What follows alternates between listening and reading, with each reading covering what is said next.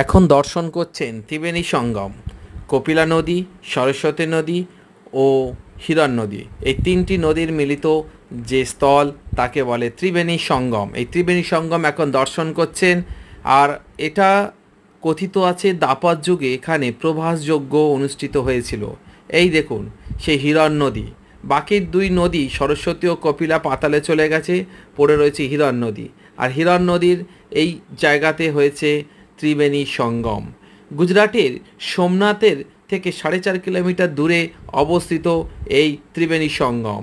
এখান থেকে আপনি এর ঠিক পাশেই আছে ভগবান শ্রীকৃষ্ণের অন্তিম সংস্কার করা হয়েছিল চরণ কমল পাদুকা স্থল।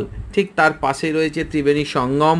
আর এই ত্রিবেণী সঙ্গমে বহু দর্শনার্থী তীর্থযাত্রী তার আসে, ত্রিবেণী সঙ্গমে স্নান করে এবং এখানে চারিদিকে দর্শন করে তারা বিভিন্ন মন্দির এক পাশেই রয়েছে। এখন চলুন পরপর আমি আপনাদেরকে দেখাবো এই যে সুন্দর একটা জায়গা আর একবার দর্শন করাই। এই হলো হিরণ নদী। এই নদীতে হিসাব মতো একটু দূরে এই নদীর কিনারে ভগবান শ্রীকৃষ্ণের অন্তিম সংস্কার করা হয়েছিল। এই নদীর জল একটা সুন্দর জায়গা। আপনাদেরকে দেখুন কি আছে না আছে সেইটা আলাদা ব্যাপার, আর সে বিষয়ে আর্গুমেন্টাল কোনো বিষয়ে যাচ্ছি না, দেখাচ্ছি। আর পাশেই রয়েছে শ্রীরাম মন্দির, দেখাবো। এখানে বিভিন্ন মন্দির আছে, এখানে বিভিন্ন যজ্ঞানুষ্ঠান হয়, বিভিন্ন পূজা অর্চনা হয়। আর বিভিন্ন সময়ে বিভিন্ন পূজা অর্চনা টাইমে এই জায়গা খুব পবিত্র তীর্থকেন্দ্র। এই দেখুন শ্রীরাম মন্দির। এই যে বিল্ডিংগুলো দেখা পাচ্ছেন এগুলো সব মন্দির। প্রতিটা বিল্ডিংয়ে বিভিন্ন বিভিন্ন দেবদেবীর মূর্তি আছে, সেখানে পূজা অর্চনা হয়।